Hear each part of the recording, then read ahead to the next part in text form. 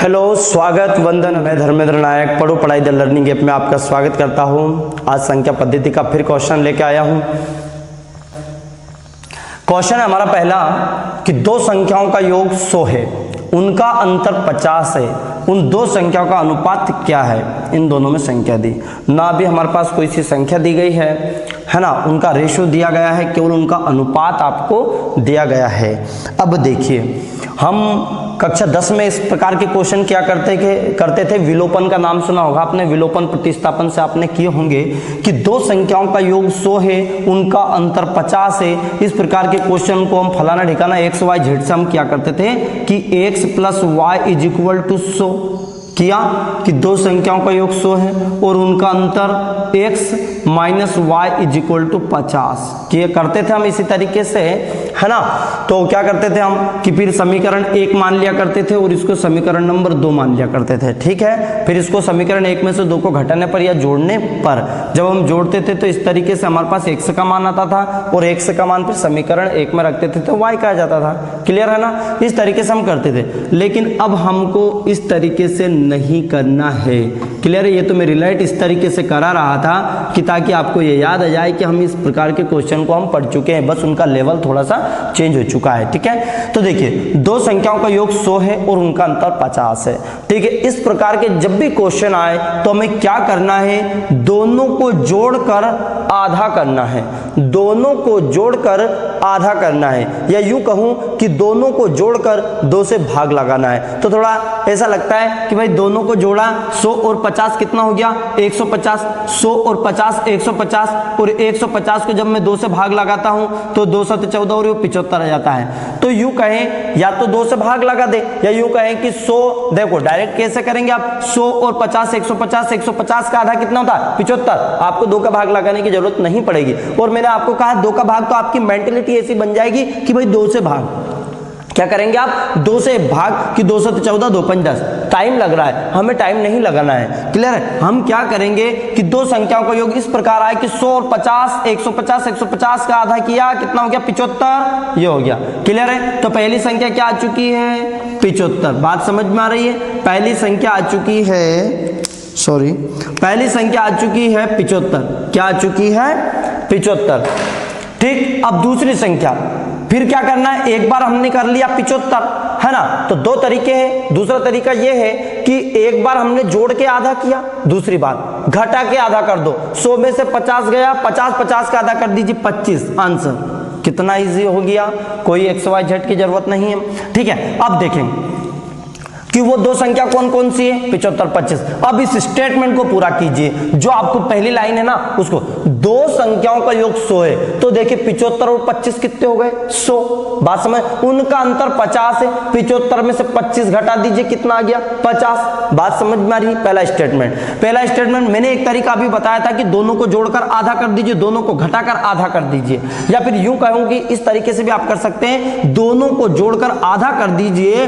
और फिर इसमें से घटा दीजिए तो दूसरी संख्या जाएगी 100 में से 75, पर वो फिर वही कंफ्यूजन वाला। तो आपको एक ही बात याद रखना है, क्या करेंगे आप, दोनों को जोड़कर आधा कर दीजिए, दोनों को घटाकर आधा कर दीजिए, ये दोनों संख्या आपके पास प्राप्त हो जाएगी। फिर क्या बोल रहा है, योग की पूछे तो ये तो आपके पास दे दिया योग और अंतर, क्या पूछ रहा उनका अनुपात। अनुपात का मतलब होता है सिंप्लीफिकेशन, यानी कि बटे में, या यूं कहे कि हम 75/25, 75/25, तो 25 दिया 75, तो देखिए 3/1, अर्थात मैं इसको लिख सकता हूं 3:1, 3:1। देखिए 3:1। तो देखिए यहां कंफ्यूज नहीं होना, जल्दी जल्दी में बावले नहीं होना, खुशी से बावले हो जाए नहीं तो। अब देखो 1:3 भी दिया है, आपको कौन सा चाहिए 3:1, बात समझ में आ रही, कौन सा चाहिए 3:1, तो B is the right answer.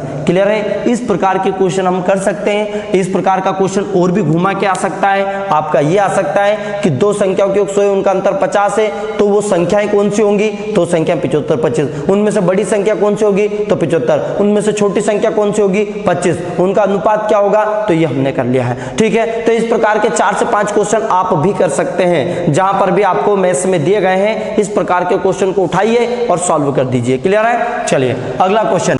सतत 4 विषम संख्याओं का योग 160 है, दूसरी सबसे बड़ी संख्या क्या होगी? देखिए, हमें अपना दृष्टिकोण चेंज करना है, उस क्वेश्चन को सॉल्व करने का तरीका बदलना है कि उस क्वेश्चन को कैसे देखें, कैसे एनालाइज करें, कैसे इमेजिन करें, उसको कैसे कम मतलब उसको स्पीड में सॉल्व करें। ठीक है, अब देखें कि सतत 4 विषम संख्या का योग 160 है। अब विषम संख्याएं आप जान चुके हैं कि सम और विषम संख्या क्या होती है। तो विषम संख्या 1 3 5 7 यही होती है और सम संख्या 2 4 6 ये होती है। अब आपसे विषम संख्या बोला है तो इनमें से ही कोई एक होगी पहले नंबर पे, तो हम ऑप्शन के थ्रू कर सकते हैं। दूसरा, वही एक्स वाई जेड से जो आप करते आ रहे थे वैसे कर सकते हैं। जैसे कि हमने कहा कि पहली संख्या, तो देखिए ये होती है आपकी x धन 2, x धन 4, ठीक, और x धन 6 इज इक्वल टू 160। क्या बोल रहा है प्रश्न कि 4 विषम संख्याओं का योग 160 है, तो भैया योग लगा दीजिए, इनके बीच में क्या लगा दीजिए, योग। अब देखो 6 4 10 2 12 बराबर के इधर गया तो 160 माइनस 12 और ये कितने हो गए 4x, ठीक है, वो 4x इज इक्वल टू 160 में से 12 गए तो 148, कितना हो गया 148, और x की वैल्यू चाहिए तो 4 तिया 12, 4 तिया देखिए 12 और 4 7 28, यानी कि x का मान कितना आ गया 37। फिर x का मान इसमें रखो, पहली तो ये माना था 37 और दूसरी क्या हो गई 39, 37 2 39 और 37 और 4 41 और ये 43। इस तरीके से हम वैसे हम एक्स वाई जेड से हम करते थे, लेकिन हम सर आपने कहा था कि हमें एक्स वाई जेड का उपयोग कम से कम करना है, कैसे इसको ऑप्शन से किस तरीके से हम रिलेट कर सकते हैं। तो ये तो था तरीका कि जो ट्रेडिशनल मेथड होती है, जिस तरीके से आप अभी तक सॉल्व करते आ रहे थे, लेकिन अब हम इसको एक अलग तरीके से करेंगे। क्लियर है ना? ये भी जरूरी था कि भाई सॉल्यूशन, पिछला सॉल्यूशन क्या है जो आपको बुकों में दिया गया है, आपको किताब में इस तरीके से मिला, और जब किताब में इस तरीके से दिया गया है तो फिर हम इसको अलग तरीके से करेंगे ना। देखिए अब सतत 4 विषम, इनमें से कोई एक होगी, इनमें से कोई एक होगी। पहला ऑप्शन हम उठाते 41। क्या उठाया, थोड़ा ध्यान से देखना, बिल्कुल बारीक चीज है। 41 क्या उठाया मैंने 41, ठीक है। योग क्या दिया 160। अभी तो एक संख्या दी इनमें से कोई सी एक, और वो भी कौन सी, दूसरी सबसे बड़ी संख्या, है ना। तो बड़ी से बड़ी कौन सी हुई, अब 41 से बड़ी कौन होता है 43, अब 41 से बड़ा 42 भी होता है, पर हमें क्या चाहिए विषम संख्या, एक एक लाइन पर वर्क करना है हमें। देखिए क्या, अब देखिए पहली संख्या कौन सी हो गई 43 और दूसरी सबसे बड़ी कौन सी हो गई अब 41। अब 41 से छोटी कौन सी हो गई 41 से 39, और 39 के बाद कौन सा हो गया 37। ये 4 संख्या है, कितनी संख्या है 4। बात आ रही समझ में? यहां से हम कितने ही प्रश्न बना सकते हैं, बहुत सारे क्वेश्चन आप यहां से सॉल्व कर सकते हैं। बस क्वेश्चनों का कॉन्सेप्ट समझना है आपको, और एक ऐसा कॉन्सेप्ट जनरेट करना है जो जिंदगी भर काम आए। क्लियर, समझ में आ रही बात? और एक एक लाइन पर वर्क करना सीख जाइए आप, एक एक ऑप्शन पर वर्क करना सीख जाइए। आपको परीक्षा में पास होने से कोई रोक ही नहीं सकता, एग्जाम को क्रैक करने से कोई नहीं रोक सकता, एग्जाम को क्वालिफाई करने से कोई नहीं रोक सकता। ठीक है, देखिए क्या बोल रहा था कि उन सभी का जो योग है ना वो 160 है। क्या है 160 है। तो देखिए इनका 4 ही का योग 160 आना चाहिए जब हमारी लाइन सही हो जो हमने जी। तो अब देखिए 9 7 कितने हो गए 16 16 और 1 17 17 3 20 की 0, और हासिल कितना आया 2 4 4 8 3 11 11 और 3 14 2 16, ये 160 आ गए भैया। और जब भी ऐसा लगे कि आपको ये पूरा भी नहीं जोड़ना है, आपको लगे पूरे ऑप्शन पर वर्क करना, तो 160 आ चुका या नहीं, यानी कि हमारा पहला जो ऑप्शन है वो सही हुआ। अब यहां ये भी बोल सकता था सबसे बड़ी संख्या, तो सबसे बड़ी संख्या कौन सी हो जाती 43, तो हम यहां से उठाते, फिर दूसरा वर्ग उठाते 43। सबसे छोटी पूछ सकता था 47, सबसे मतलब दूसरे नंबर की पूछ सकता, सबसे छोटी जो दूसरे नंबर पर है तो दूसरे नंबर पर क्रमिक पूछ सकता था। तो क्वेश्चनों के प्रकार बहुत सारे हैं, पर उनका जो प्रोसेस है वो सेम ही होती है, बस उस पर वर्क करना सीख जाइए। क्लियर है? चलिए अगली बात करते हैं हम कि क्वेश्चन नंबर 3 कि किसी संख्या में 14 का क्यूब जोड़ा जाए तो उत्तर 44 25 आता है। तो संख्याएं क्या होगी? ठीक है, तो संख्याएं क्या होगी? अब देखो, इनमें से कोई एक होगी। पहले नंबर पे तो एक बात ये आ जाती कि भाई इनमें से कोई एक होगी, या तो 18 49 होगा, या 43 या 41 या 16 21 81, या तो एक तरीका 14 21 को उधर ले जाइए, पर हमेशा नहीं करना। हम थोड़ा ऑप्शन पे थोड़ा वर्क करें और स्पीड मेंटेन करके सेकंड में जवाब दे सकते हैं। बिल्कुल है। देखिए तो कैसे, तैयार हो जाइए। देखिए यहां 9 है, 14 का क्यूब करेंगे तो कितना आता है? 27 44। कितना आता है? 27 44। पर हमें 27 44 की भी जरूरत नहीं है, हमें कुछ मतलब ही नहीं कि 14 का क्यूब याद हो, हमें केवल 4 देखना है। 4 का क्यूब का जो क्या होता है? 64। आखिरी का अंक क्या होता है? 4। बस आखिरी का अंक देखना है। जब 4 यहां है, 4 में यदि मैं 9 को जोड़ूंगा तो 13, यानी कि आखिरी में क्या आ रहा? 3, जबकि हमें क्या चाहिए? 5। प्रश्न को बात समझ में आ रही? प्रश्न ये बोल रहा किसी संख्या में, मतलब इनमें से चारों में से एक, किसी संख्या में यदि ये जोड़ दे तो ये आना चाहिए, है ना? तो आखिरी में क्या आ रहा है? 5। तो भैया यहां क्या है? 9 और 4 कितना आया? 13। नहीं काम चल रहा है। अब 43 तो हो ही नहीं सकता क्योंकि इतनी बड़ी संख्या, फिर भी जोड़े 4 3 7। अब ये 41, ये बिल्कुल छोटी संख्या हो जाती क्योंकि 41 में यदि हम 27 44 जोड़ेंगे तो 44 25 से तो बहुत ज्यादा है ना। नहीं, अब हमारा क्या बचा है? 16 81। अब देखिए 4 और 1 कितना आ रहा है? 5। इसमें जोड़ दीजिए 16 81, 16 81 4 और 1 5, 8 4 12 का 2 हासिल 1, 7 6 13, 13 और 1 14 4 हासिल 1, 2 3 और 1 4 44 25 आया नहीं, यानी कि डी हमारा आंसर हो गया। क्या बात समझ में आ रही है? मैं थोड़ा स्पीड से इसलिए कर रहा हूं, स्पीड से बोल भी रहा हूं ताकि आपकी आज से एक ऐसी मेंटेलिटी बन जाए कि हमें कंपटीशन मैथ्स को थोड़ा स्पीड में करना है। क्योंकि आपने देखा होगा कि पिछले साल यदि रेलवे की एग्जाम दी होगी या एमपी पुलिस का भी दिया होगा या कांस्टेबल का भी दिया होगा, एनीथिंग किसी का भी जो पेपर दिया होगा, तो आपने देखा होगा कि हमें एक क्वेश्चन के लिए 1 मिनट मिलता है। कितना मिलता है? एक क्वेश्चन के लिए 1 मिनट मिलता है, जबकि रेलवे में तो हमारे पास 100 क्वेश्चंस होते हैं और 90 मिनट दिया जाता है। कितना मिनट? 90 मिनट में 100 क्वेश्चन। मुझे बताइए कि 1 मिनट में एक क्वेश्चन भी नहीं हो रहा है, पर मैं मान लेता हूं कि 1 मिनट मिलता है। वो क्यों मिलता है कि जीके जीएस भी होता है, साइंस भी होता है, जनरल नॉलेज भी होता है, तो उनको करने में इतनी समस्या 1 मिनट नहीं लगता है। भाई कोई सा जैसे पूछा भाई भारत की राजधानी क्या है, तो ये, तो बस 1 सेकंड में 2 सेकंड में उसका क्वेश्चन, तो वहां से जो हमारा 58 सेकंड बचा है, जिस क्वेश्चन को आपने 2 सेकंड जीएस को किया है, उस वहां से हमारा जो 50 सेकंड बचा है, 58 सेकंड बचा है, उसको हम मैथमेटिक्स में लगाएंगे या रीजनिंग में लगाएंगे।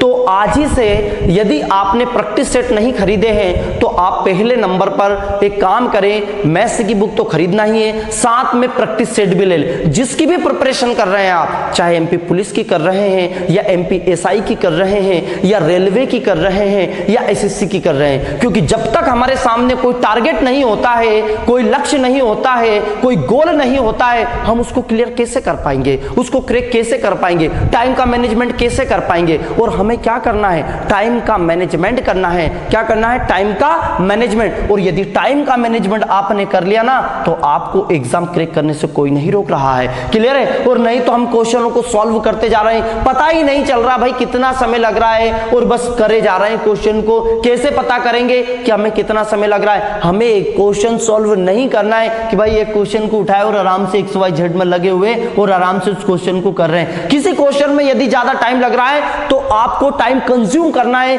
ये कंज्यूम करना है और ये विचार करना है कि यही प्रश्न यदि एग्जाम में आ जाता है, परीक्षा में आ जाता है, तो इसको मैं कैसे सॉल्व करूंगा कम समय पे। ये दिमाग में एनालाइज करना, ये माइंड में सॉल्व करना है कि आज इसको आज नहीं किया है तो मैं कभी भी इसको नहीं कर सकता हूं। या तो उस क्वेश्चन को छोड़ दीजिए, या उस क्वेश्चन के पीछे पड़ गए हैं तो ऐसा पीछे पड़िए कि उसको कम से कम समय में सॉल्व करिए, उसमें विचार विमर्श आज कीजिए। आज हम विचार विमर्श करेंगे तब जाके तो उसको एग्जाम में सॉल्व करेंगे। ये मेरी बातें बिल्कुल माइंड में सेट कर लेना और आज टारगेट फिक्स कर लेना कि हमें करना क्या है, और उसी का प्रैक्टिस सेट ले लेना और प्रैक्टिस सेट से संबंधित क्वेश्चन को ठोकिए और लगाइए उन क्वेश्चन को घड़ी रख के सामने। टाइम मैनेजमेंट की इतने समय में ही मुझे यहां करना है और यही समय मैं एग्जाम में दे पाऊंगा।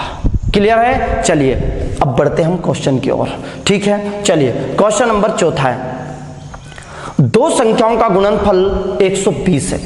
दो संख्याओं का गुणनफल 120 है, उनके वर्गों का योग 289 है, तो संख्याओं का योग क्या होगा? देखिए क्वेश्चन आपके पास है, सभी दिया है। तो भाई अब क्या बोला है, कोई सी संख्या ऐसी नहीं दी है कि वो संख्याएं जिनका योग है, बस इनमें दे दिया है कि इनमें से कोई एक संख्या है। तो हमें विचार विमर्श करना है। एक तरीका तो ये है कि दो संख्या, माना की संख्या x और y है, मैं आपको बता देता हूं जो आपकी बुकों में रहता है। दो संख्याओं का गुणनफल x × y = 120। दो संख्याओं का वर्गों का x² + y² = 289। क्लियर है? फिर x का मान उठाओ और इस समीकरण में रखो और फलाना ठिकाना जो भी y का मान आता है x में रखो। वो जो विधि वो मैं नहीं करना। क्लियर? और हमें नहीं करना है उस क्वेश्चन से। ठीक है, अब हमें तो नया कॉन्सेप्ट जनरेट करना है। देखिए पहला ऑप्शन है 23।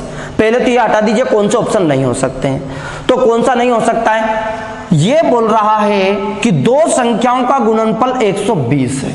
दो संख्याओं का गुणनफल 120 है।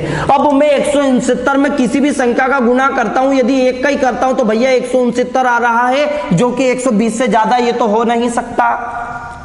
क्लियर है? क्या बोल रहा था कि दो संख्याओं का गुणनफल 120 है। मान लीजिए मैं एक का ही गुणा कर रहा हूं, तो 169 में यदि एक का गुणा करूं तो 169, हमें तो 120 लाना है ना। क्लियर है? फिर उनके वर्गों का योग 289 तो बहुत ज्यादा हो रहा है। 169 का यदि वर्ग कर देता हूं तो बहुत ज्यादा हो जाता है। ठीक है कि नहीं होता है? क्लियर? 13 का वर्ग ही 169 होता है, तो भाई 169 कर तो कितना हो जाएगा? हमें तो केवल 289 चाहिए, 289। क्लियर है? चलिए ऑप्शन क्लोज हो जाता है। दूसरा ऑप्शन ले लेता हूं मैं 13। मान लीजिए मैं 13 लेता हूं। क्या लेता हूं? तो भाई 13 में क्या क्या कर सकता हूं? 13 को मैं 12 × 1 कर सकता हूं, 12 × 1 = 12। 13 को दो भाग में कर दीजिए, 7 और 6। 7 से कितना हो रहा? तो 7 के कितना हो रहा? 42। भैया हमें कितना चाहिए? 120। कितना चाहिए? यानी कि हो ही नहीं सकता। अब ये तो उससे भी छोटा, इसका कितना भाग करूं? ये मैं क्या कर रहा हूं? योग क्यों कर रहा हूं? क्योंकि क्वेश्चन में ये दिया है कि संख्याओं का योग क्या है, तो ये जो चारों संख्या है ये योग ही तो है। क्या है? ये योग ही है। अब 169 की बात कर रहा हूं तो 168 + 1 कर सकता हूं। 168 एकम 168 फिर भी ज्यादा आ जाए। बात समझ में आ रही? हमें इस क्वेश्चन का दृष्टिकोण देखना है कि क्वेश्चन क्या बोल रहा है। 7 हो नहीं सकता। अब बात कर रहा एक ही। अब इसका एक्सपेरिमेंट भी कर देता हूं। 23 को दो भागों में कर दीजिए। 20 और 3 भी 23 होता है। 20 और 3 भी कितना होता है? 23। और 20 से 60 होता है। हमें तो 120 चाहिए, तो मैं लेता हूं 15 और 8। कितना लिया? 15 और 8। 15 और 8 कितना होता है? 23। 15 और 8 कितना होता है? 23। अब देखिए 15 × 8 कितना हुआ? 120। 15 × 8, 15 × 8 120 हुआ या नहीं? देखिए 15 × 8 120। अब क्या चाहिए? उनके वर्गों का योग 289 है, यानी कि 15 का वर्ग 225। चलो इधर कर लेता हूं, इसके साइड में है ना। 15 और 8 है। 15 का वर्ग, देखिए 15 का वर्ग करते हैं तो 225 आता है, और 8 का वर्ग करता हूं तो 64 आता है। अब क्या बोल रहा है कि उनके वर्गों का योग 289 है। 5 4 9 6 2 8 और 289। और हमारा क्वेश्चन क्या था? यही था। देखिए पूरे स्टेटमेंट को क्या ट्रू कर रहा है या नहीं। देखिए 15 × 8 120 और 15 का वर्ग कर दीजिए और 8 का वर्ग कर दीजिए, 289 हो जाएगा और हमारा ए इज द राइट आंसर हो जाएगा। क्या बात समझ में आ रही? क्वेश्चनों को सॉल्व करना समझ में आ रहा है कि क्वेश्चनों को सॉल्व कैसे करना है? तो क्लियर है? आज हमने और अभी तक जितने भी लेक्चर हमने संख्या पद्धति के किए हैं, उन संख्या पद्धति के कॉन्सेप्ट को समझा है और संख्या पद्धति को हम आगे भी बाद में करेंगे, क्योंकि संख्या पद्धति एक ऐसा चैप्टर होता है जिसमें प्रॉफिट, लाभ, हानि सभी चैप्टर मिक्सअप होते हैं। पर हमने केवल उन क्वेश्चनों को छांट लिया है जो उनसे रिलेटेड नहीं थे, क्योंकि हमने अभी लाभ हानि नहीं किया है, प्रतिशत नहीं किया है ना। बात समझ में आ रही? उन चैप्टर औसत का नहीं किया है, तो उन क्वेश्चन को नहीं लिया है, क्योंकि वो क्वेश्चन जब तक हम औसत का कॉन्सेप्ट नहीं कर लेते, औसत संबंधित क्वेश्चन करने में मजा नहीं आएगा और हमें क्वेश्चन को रटना नहीं, हमें क्वेश्चन को तो समझना है। क्लियर है? हमें जब परसेंटेज का हमने नहीं किया है तो परसेंटेज का क्वेश्चन भी हम नहीं कर सकते। आज हम कर भी लेंगे तो मजा नहीं आ पाएगा, वो मजा नहीं आ पाएगा जो बाद में आएगा। क्लियर है? तो आज हमने जो क्वेश्चन किए हैं जो इनसे रिलेटेड नहीं थे, उन क्वेश्चनों को हमने किया है जो अंक गणित के आधारित थे, संख्या से संबंधित है उन क्वेश्चनों को हमने किया है। बाय ऑप्शन जिनको हम सॉल्व कर सकते थे, जिनमें किसी अलग मेथड की आवश्यकता नहीं थी, उन क्वेश्चनों को हमने किया है ताकि आपको अच्छे से वो समझ में आ जाए। मैं आशा करता हूं कि आपने पूरे लेक्चर अच्छे से देखे होंगे। आई होप ये सभी आपको कॉन्सेप्ट समझ में भी आए होंगे और मजा आपको मैथ्स में बड़ा अच्छा लग रहा होगा, इंटरेस्ट भी आ रहा होगा सॉल्व करने में। क्लियर है? और जो मैं बातें बता रहा हूं बिल्कुल वो माइंड में सेट कर लेना और उनको अच्छे से विचार विमर्श करना कि वाकई में क्या बात सही सर बोल रहे हैं, मैं बोल रहा हूं, उन पर भी विचार करना है। क्लियर है? तभी आपको समझ में आने लगेगा और मजा आने लगेगा। क्लियर है? तो हम अब इस आज का जो लेक्चर है वो कम समय का इसलिए है क्योंकि आज हम इसको यही फिनिश कर रहे हैं और कल मैं आपको एक नए टॉपिक के साथ, एक नए लेक्चर के साथ और एक नए अध्याय के साथ आपसे मिलूंगा।